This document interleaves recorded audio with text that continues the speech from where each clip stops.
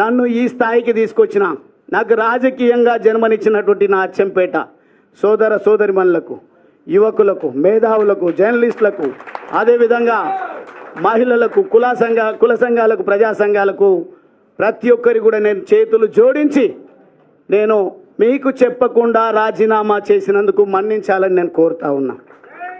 కారణం ఏంది అంటే చాలా ఫోకస్డ్గా ఉంటుంది బీఆర్ఎస్ పార్టీ ఎప్పుడు కూడా ఎన్నికల పాయింట్ ఆఫ్ వ్యూలో, ఎన్నికల కోసం, పార్టీ పరిరక్షణ కోసం, వారి వ్యక్తిగత పరిరక్షణ కోసం సిద్ధంగా ఉంటుంది. ఒకవేళ కనుక నేను నా ఆత్మీయులతోన ఒక్కరితో చర్చించినా నాకు తెలుసు ప్లాన్ బి సిద్ధంగా ఉంటుంది బీఆర్ఎస్ పార్టీలో. ఏ రకంగా క్యారెక్టర్ అసాసినేట్ చేయాలి, ఏ రకంగా పార్టీ నుంచి పొగబెట్టి పంపించాలి, ఏ రకంగా ఒక మచ్చ వేసి ముద్ర వేసి పంపించాలని ఒక కుట్ర జరుగుతుందని మాత్రమే నేను మీకు చెప్పకుండా రావడం జరిగింది, రాజీనామా చేయడం జరిగింది.